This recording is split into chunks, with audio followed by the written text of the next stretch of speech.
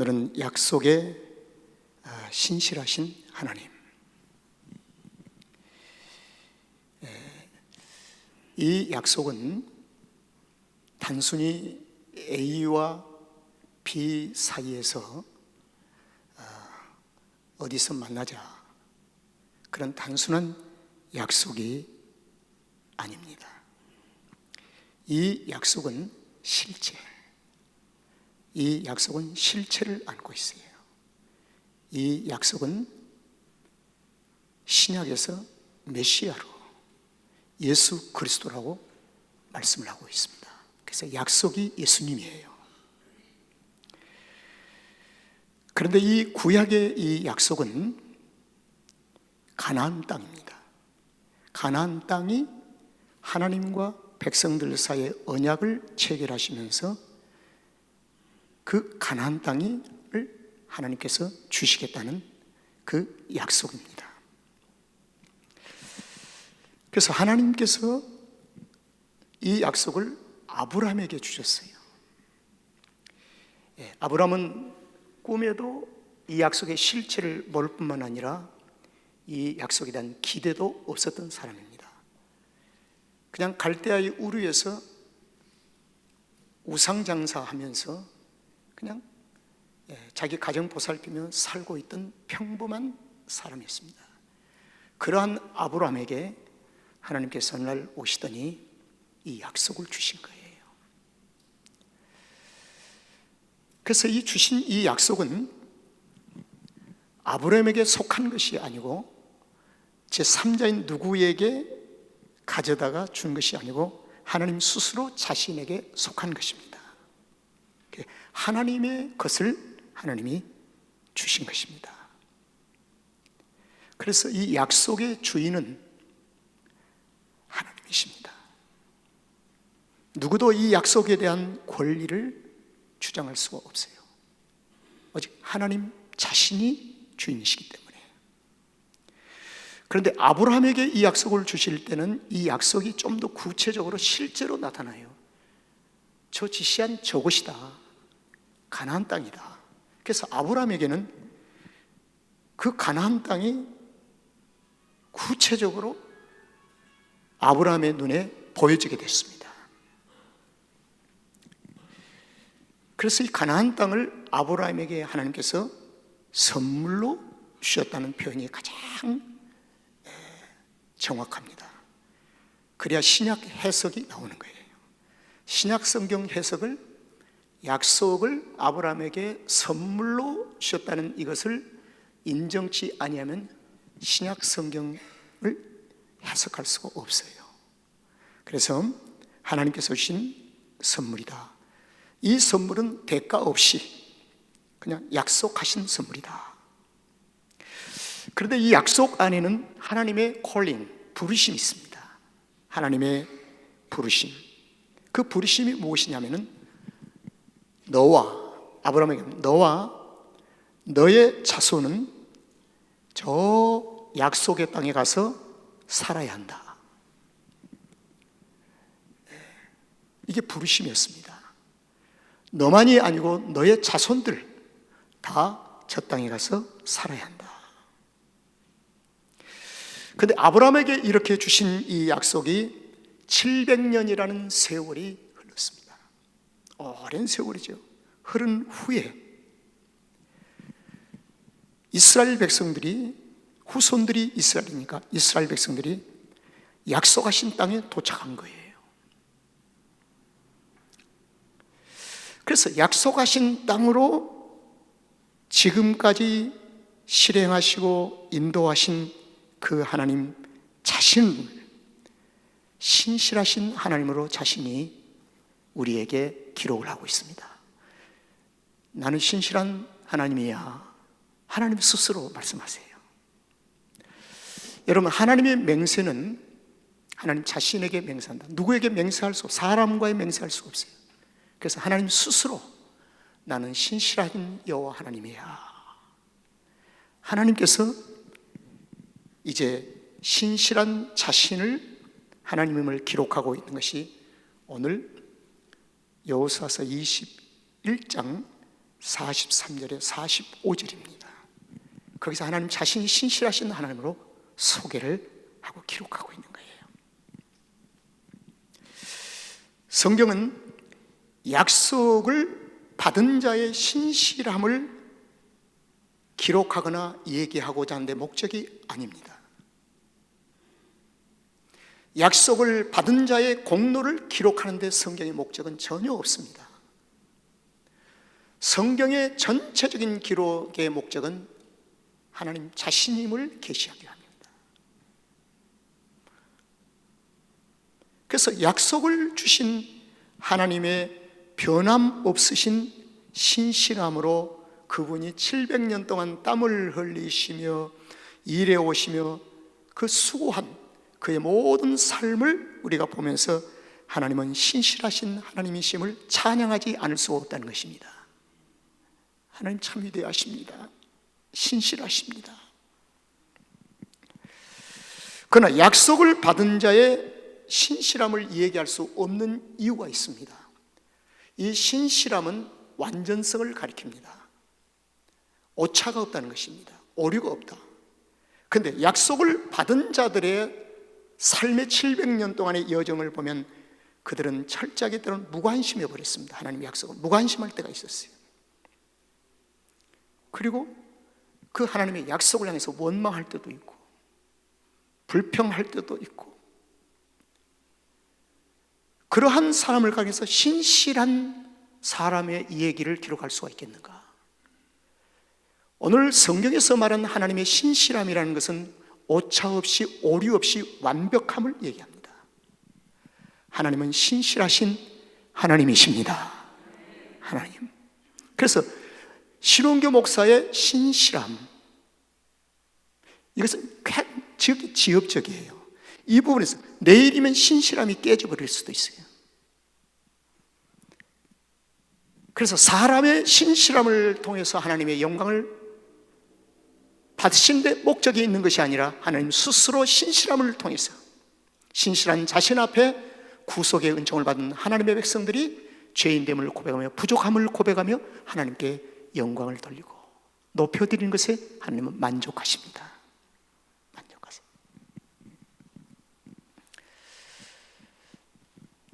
우리가 때로는 불평하고 때로는 무관심하고 원망도 했지만 약속 앞에, 그럼에도 하나님은 잠시도 멈추지 아니하시고 그 가운데서 진행하시고 일하신 하나님, 오늘 그 신실하신 그 일하신 하나님을 아는데 오늘 설교의 주제입니다. 그 하나님이 어떤 분이신가? 여러분, 약속의 성취는 여호수아서 가나안 정복으로 마무리를 합니다. 약속의 성취, 아브라함에게 했던 그 약속 1차적으로 마무리를 해요. 근데 가나안 우리가 정복이라고 얘기를 합니다. 신학자들뿐만 아니라 많은 평신도들 사이에서도 우리는 여호수아가 가나안을 정복했다는 얘기를 합니다. 정복. 상당히 어감이 그렇게 부드럽지를 않습니다. 그런데 왜 성경은 정복이라고 하는 단어를 쓰도록 하나님의 성도들, 백성들 앞에서 이것을 오픈하고 계시는가? 정복. 정복이 없이는 약속의 성취를 가져올 수 없다고 성경은 밝히고 있습니다. 반드시 정복해라. 그러면 정복이 담고 있는 영적인 미닝, 의미는 무엇인가? 이 정복, 징기스칸이 정복하고 로마가 정복하고, 좀 어감이 좀 강하고 좀 거북스럽지 않아요? 그 정복이라고 하는 이 단어를 왜 오늘날 교회 안에서 조금도 불편함 없이 가나안 정복이라고 얘기하고 있을까? 가나안에 가서 살고 이렇게 하면 참 얼마나 좋았을까? 반드시 정복하라. 하나님께서 주신 약속인 가나안 땅은 단순히 가나안에 들어가서 어느 공간을 얻어서, 땅을 얻어서 그냥 살게 하는 것이 하나님의 목적이 아닙니다. 그냥 사는 것이 목적. 자, 이 말을 바꿔서 얘기하면 예수님이 우리를 구원해 주시고 그 구원받은 처음 그 즉시 거기서 머물러서 그대로 살게 하시는 것이 하나님의 목적이 아니시다. 하나님 무엇인가를 끊임없이 우리의 삶에 들어오셔서 정복하신다. 정복하신다. 이런 의미로 이제 연결을 해볼 수가 있습니다. 저는 이렇게 한번 질문을 역방향으로 한번 질문을 던져보았어요. 왜 하나님은, 잘 들어보세요, 왜 하나님은 광야의 사막 가운데 길을 내시고 강물을 내셔서 꽃이 피게도 하실 수 있는 전지전능하신 하나님이신데, 산을 옮길 수도 있고 이 산을 일고 옮길 수도 있는 전지전능하신 하나님이신데 왜 그 사막 가운데 사람이 전혀 살지 않는 그 땅을 약속을 하셔서 새로운 그곳의 도시를 한순간에 건설케 하지 아니하시고 수천 년 동안 묵은 고대 도시, 수천 년 동안 묵고 묵은 토착민이 있는 그곳을 땅으로 주시고 그곳을 수고의 정복을 하나님이 요구하고 계십니까? 자, 이 부분이 바르게 이해가 되어야 오실 메시아를 바로 우리가 이해할 수가 있습니다. 하나님의 뜻과 하나님의 목적을 이해할 수가 있어요. 자, 여러분이 하나님처럼 전지하다면, 전능하다면 그 백성들 얼마나 수고했어요. 그래서 광야에 사람이 살아보지 않는 그 땅에 강물을 내고 꽃이 피게 하고 해서 새로운 도시를 탁탁탁 건설해서 쫙 하나님께서 주시지. 묵을 대로 묵어버린 고대 도시, 수천 년 동안 내려오면서 굳을 대로 굳어버린 그 가나안 땅을 하나님이 약속의 땅으로 주셨을까? 하나님의 생각이 짧으셨을까요? 왜 그 땅을 약속하셨을까? 그 땅은 장차 오실 메시아 예수 그리스도를 예표하는 곳입니다. 그래서 그 가나안 땅을 하나님이 선택하신 거예요. 이 묵은 땅은 우상으로 덮여 있고 하나님을 대적한 땅입니다. 자, 쉽게 표현하면 저와 여러분이 예수님이 내 가운데 오시기 전에, 주님이 내 삶에 입성하기 전에, 내 땅에 들어오기 전에 나는 어떤 땅이었을까? 묵은 땅, 우상으로 덮여져 있고 그리고 하나님을 대적하던 나의 삶이 아니었던가? 바로 이 가운데 메시아가 오셔서 나를 정복하시고 여기에 십자가를 세우시고 하나님의 나라가 너희 안에 있느니라. 그래서 하나님의 나라를 회복해 가시는 하나님의 메시아를 예표하기 위하여 하나님은 가나안 땅을, 묵은 땅을, 수천 년의 고도의 도신 묵은 땅을 하나님께서 약속의 땅으로 지정하신 겁니다.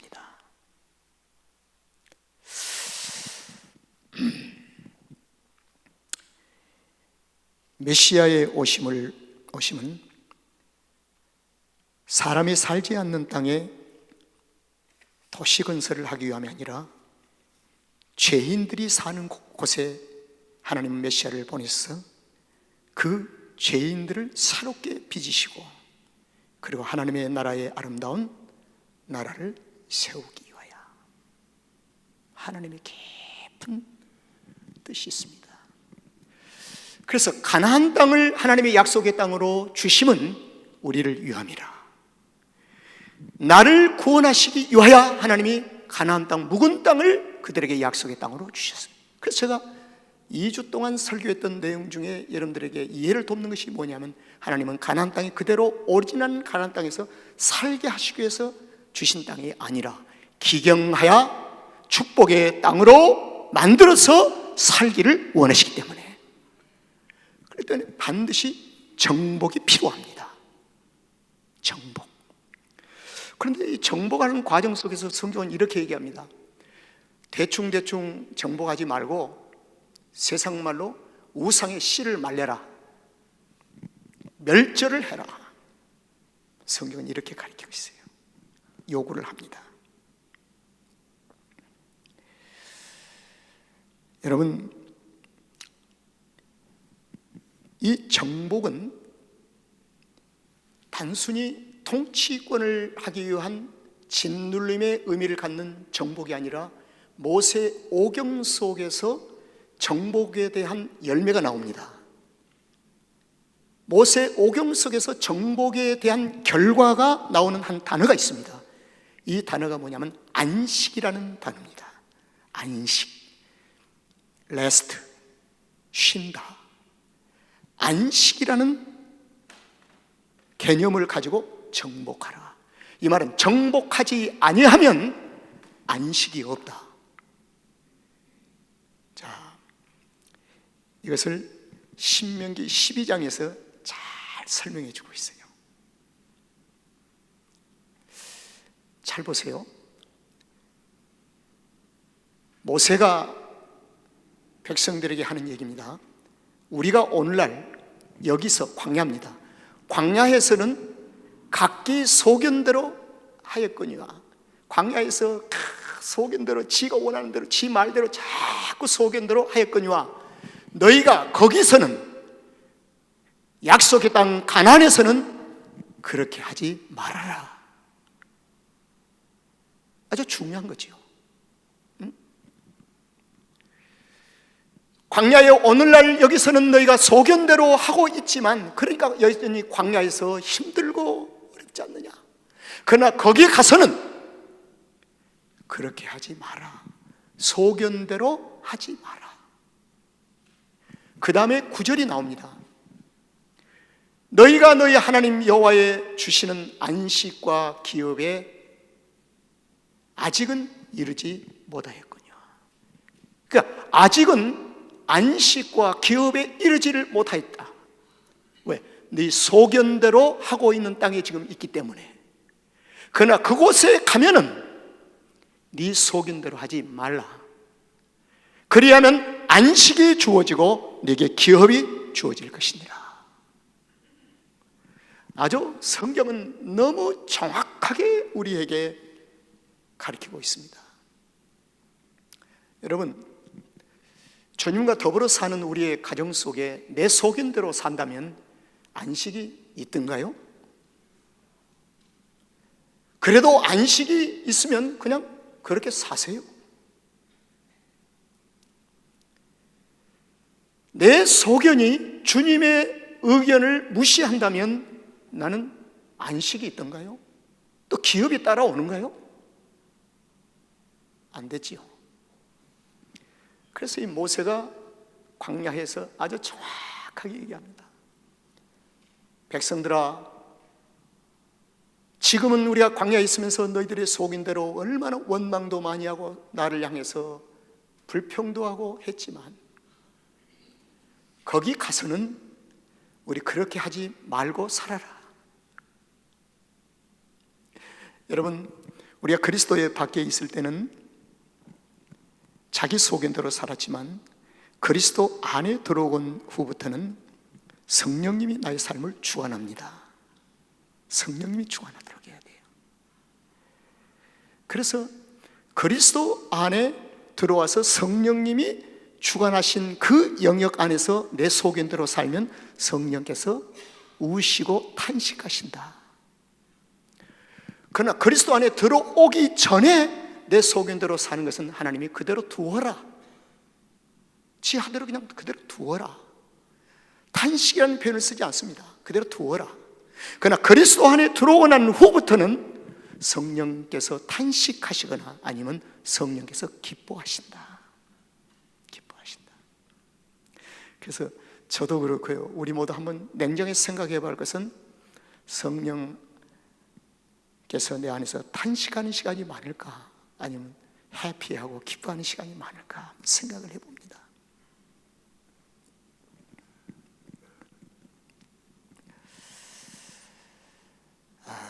그런데 10절을 한번 보겠습니다. 이제 10절이 중요해요. 네가 요단을 건너 때는 정복했다는 것입니다. 하나님의 약속의 땅으로 정복해 들어갔다. 요단을 건너서는 너희 하나님 여호와께서 너희에게 기업으로 주시는 땅에 거하게 될 때에, 또는 여호와께서 너희로 너희 사방의 모든 대적을 이기게 하시고, 그 다음에 너희에게 뭐요? 안식을 주사. 안식이 가져오는 열매가 있으니 너희로 평안히 거하게 하실 때에. 10절을 보면 요단을 건넌 후의 일입니다. 요단을 건넌 후에. 여러분, 그래서 가나안의 정복은 안식과 기업과 평안을 하나님이 준비하시고 우리에게 주시고자 하는 귀한 곳입니다. 그런데 안식과 기업과 평안을 누리려고 하면은 정복을 해야 돼요. 가나안 땅을 정복해야 합니다. 그래서 가나안의 정복은 이스라엘의 삶이요, 이스라엘의 의무요, 책임입니다. 자, 이 아주 이제 중요한 본론으로 들어가겠는데요.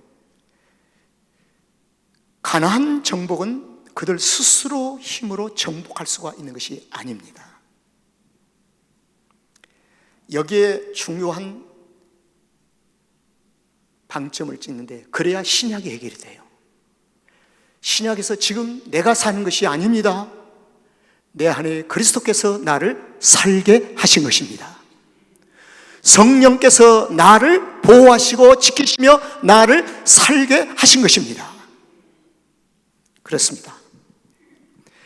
가나안의 정복은 그들의 스스로 힘으로 정복된 것이 아니라 정복을 할 수 있도록 하나님께서 능력을 주셨으니 그 능력을 공급하는 공급처가 있습니다.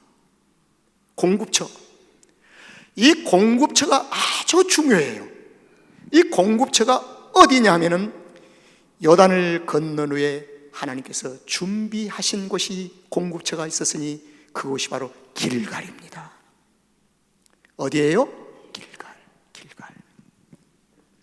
여러분, 공급처 중요합니다. 그러면 길갈은 세 개가 중심적인 기둥입니다. 첫째, 할례. 자세히 설명치 않겠습니다. 할례. 그 다음에 두 번째는 은혜. 요단강을 건널 때 돌을 가져다 세운 영원토록 기념하라. 은혜를 기억하고 잊지 마라. 은혜. 그 다음에 할례를 받고 난 후에 사흘 후에 끙끙 앓다가 그들이 한순간에 하나님께서 이렇게 세우시더니 회복. 길갈에서는 세 가지가 있습니다. 할례, 구원입니다. 구원. 그 다음에 두 번째 뭐예요? 은혜. 세 번째는요? 뭐예요? 회복.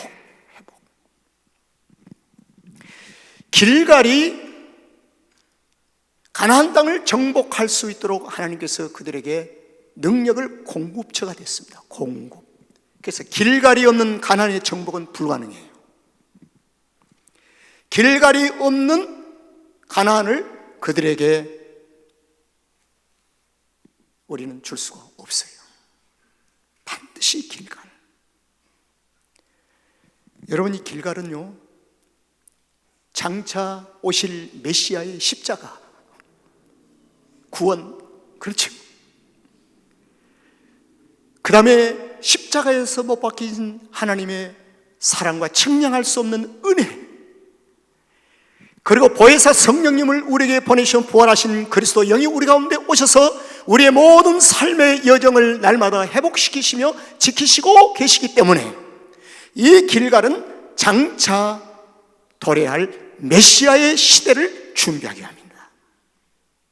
메시아. 그래서 저는 성경을 아무리 들여다봐도 길갈이 없는 이스라엘의 정복은 상상할 수가 없습니다. 마가복음 6장 7절을 보면은 예수님께서 70인 제자들을 불러 모으시고 제자를 두 명씩 짝을 지어서 동네로 보내십니다. 그리고 동네로 보내실 때 더러운 귀신들이 완전히 그 동네를 사로잡고 무거운 더러운 찌꺼기가 꽉 묶여있는 그 동네에 들어가서 그 귀신들을 제어하는, 정복하는 권세를 주셨다고 했습니다. 권세. 귀신을 제어하는 권세를 주시고, 여러분, 가나안 땅에 덮여진 우상, 오랜 천년이 넘도록 덮여진 우상, 마귀의 진지, 이것을 정복하는 데는 하나님의 권세의 능력이 필요했습니다. 그렇다고 한다면 길갈은 은혜의 시대의 교회가 아닐까요? 교회. 교회는 할례가 있습니다. 세례가 있습니다. 그리고 은혜가 있습니다.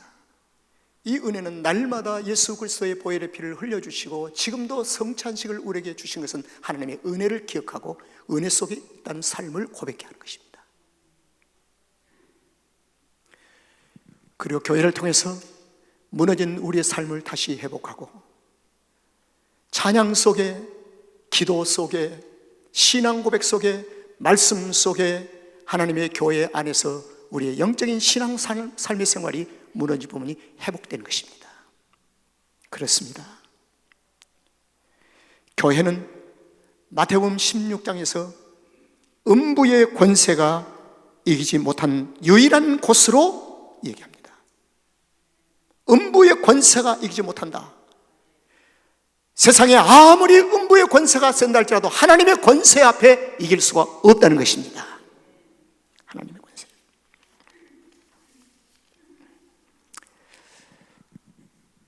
이제 정복이라는 가나안 정복을 마치면서 길갈에서 약 30km 떨어진 이스라엘, 지리적으로 이스라엘이 땅을 분배받고 하는 그 중심에 가까운 실로라고 하는 곳으로 하나님의 언약궤를 옮깁니다. 하나님의 언약궤를 옮겨요. 그리고 그곳에 회막을 세웁니다. 우리 여호수아서 18장 1절을 한번 보시면 이 부분이 참 중요하더라고요. 다 같이 시작. 이스라엘 자손의 온 회중이 실로에 모여서 거기 회막을 세웠으니 그 땅이 이미 그들 앞에 돌아와 복종했더라. 이 요절 전체가 중요해요. 이스라엘 자손이 이제는 어디에 모였다고요? 실로에. 그리고 거기에 무엇을 세웠어요? 회막을 세워요. 회막은 하나님의 언약궤가 있는 곳입니다. 길갈에서 실로로 옮깁니다. 자, 이것이 장차 오실 신약의 은혜 시대의 메시아를 어떻게 우리에게 예표하고 있는가? 나에게 어떻게 적용이 돼야 되는가? 이걸 좀 말씀드리려고 합니다. 실로는 하나님의 회막을 세울 수 있도록 받아들일 수 있는 그것이 준비되어졌다는 것입니다. 이미 실로를 에워싸고 있는 모든 묵은 권세가 다 부서져버리고 말았어요. 여호수아를 통해서 공격을 해서 실로를 완전히 정복했다는 겁니다. 완전히 마귀의 권세를 부서뜨리고 우상을 부러뜨리고 그 땅이 이미 그들 앞에 돌아와서 복종하였음이니 준비되어진 실로, 하나님은 그곳에 회막을 세우십니다. 그리고 언약궤를 거기에다가 모십니다. 자, 길갈과 실로는 두 개의 기둥인데 아주 중요한 영적인 의미가 있습니다. 여러분, 에발산과 무슨 산이요? 그리심산. 에발산은 십자가, 번제가 있고 화목제가 있는 것이고, 그리심산은 부활의 영광이 나타나는 것이에요. 두 개가 똑같습니다. 바로 길갈은 예수 그리스도의 십자가, 실로는 모든 컴플리트, 완성되어진 정복에 대한 완성을 선포하는 것입니다. 셀리브레이션 하는 것입니다. 부활의 영광, 이게 이렇게 되어야 신약에 오실 골고다의 십자가와 무덤의 사망의 권세를 깨뜨리시고 부활하신 예수 그리스도의 영광을 우리가 바로 예표하는 것으로 알 수가 있는 거예요.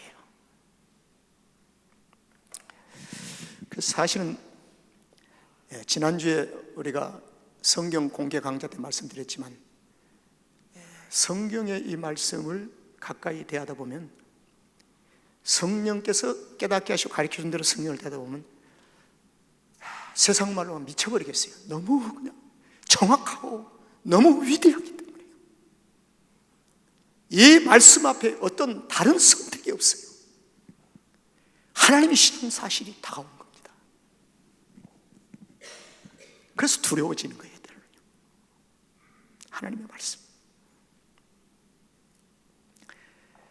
하나님의 계획은 실로에서 정복을 마무리 선포하시고 약속이 성취됨을 선포하시면서, 그리고 실로에서 앞으로의 삶은 하나님 나라의 삶을 다시 언약을 체결하십니다.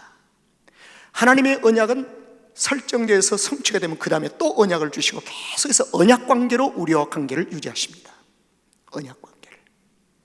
그래서 실로에서 하나님이 언약 관계를 다시 하시는데, 여러분, 이스라엘이 정복되어진 전체 땅 속에 48개 성읍을 아시지요? 몇 개 성읍이에요? 48개 성읍. 이 48개의 성읍은 이스라엘 전 하나님이 약속하신 땅에 요소마다 구석구석마다 48개의 성을 하나님 따로 마련하셨어요. 거기는 누가 살아요? 레위 족속들을 뿔뿔이 흩어서 살게 하십니다. 레위 족속들은 한 곳에 모아서 살게 하지 아니고 다 뿔뿔이 전국적으로 흩어서 살게 하세요. 그리고 그 48개의 성읍을 통해서 레위 족속들이 그 성 가운데 중심에 살면서, 그 지파의 중심에 살면서 꼭 해야 할 일이 있습니다. 하나님이 주신 시간을 따라서 번제와 화목제를 제사를 드리는 것입니다. 이 말을 종합해 보면은 다시 제 언약을 설정하신 하나님의 그 의도는 뭐냐면, 실로에서 정복을 완성 선포하시는 동시에 이제부터 너희들은 십자가의 삶을 놓지 말고 십자가의 삶을 가지고 살아라 하는 것이 하나님의 의도요, 하나님의 계획이었습니다. 왜 그럴까요? 정복한 땅에서 안식과 기업과 평안을 계속 누리게 하시기 위하여. 만약에 번제와 화목제의 십자가의 삶이 없으면 또 안식이 없어져 버리고 말아요. 평안이 없어져요. 기업도 없어져 버리고 말아요. 그리고 다시 묵은 가나안 땅으로 돌아가는 거예요. 그리고 거기서 또 힘들어하는 거예요.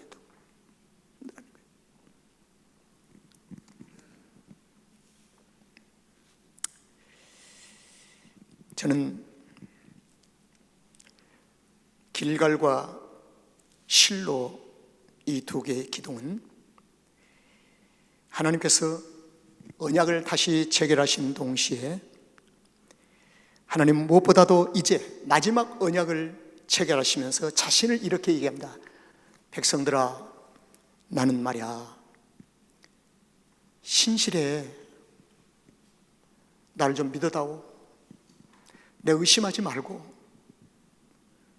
너 살다가 왜 자꾸 의심하니? 의심하지 말고 나를 좀 믿어다오. 내가 신실하다. 그래서 하나님의 자신에 대한 신실함을 정확하게 마지막 언약을 체결하시면서 그 십자가의 삶으로 언약을 체결하시면서 우리에게 기록한 말씀이 오늘 본문 말씀이다. 그래서 오늘 본문 말씀 속에서 하나님의 신실하심을 몇 가지 찾아보고 마치도록 하겠습니다. 43절 우리 다 같이 한번 읽어보실까요? 시작. 여호와께서 이스라엘 열조에게 맹세하사 주마하신 온 땅을 이와 같이 이스라엘에게 다 주었으므로 그들이 그것을 얻어 거기 하나님께서 하신 말씀입니다. 너희 열조에게 내가 맹세했던 거, 주마하고 약속했던 거 다 줬다. 한 것도 빠짐없이 온 땅을 다 주었다. 이스라엘에 다 주셨어요. 그래서 너희들 거기 살게 하는 것이야. 여러분, 하나님의 약속을 지키시고 신하신 하나님. 여러분, 이런 경험을 해보신 적이 있습니까? 하나님, 내가 이렇게 좀 해주세요 라고 했는데 지나놓고 나니까 그때는 좀 힘들고 어려운데 안 되는 것 같으니 지나고 나니까 내가 그림을 그린 것보다 더 크게 하나님께서 우리에게 역사하시고 선물로 주신 것을 경험해 보신 적이 있으십니까? 그게 하나님의 약속의 그림이에요. 하나님의 약속의 그림.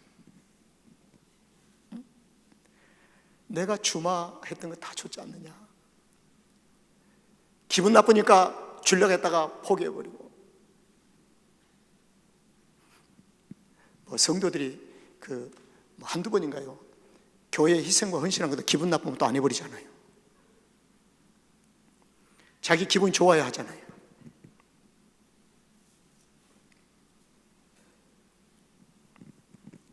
그러나 하나님은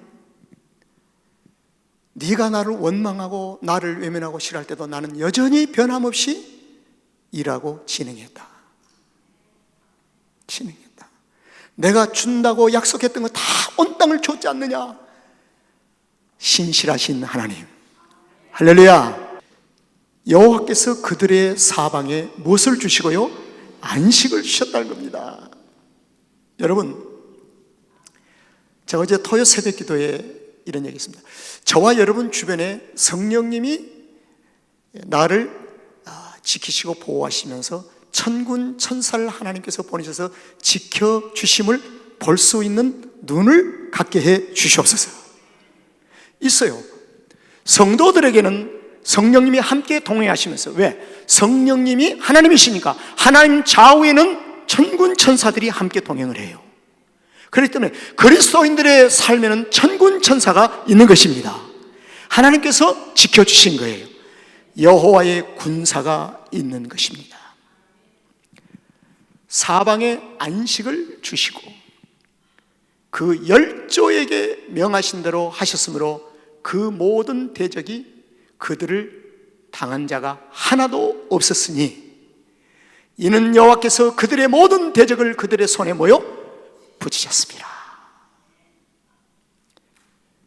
하나님의 신실하심. 자, 45절을 보겠습니다.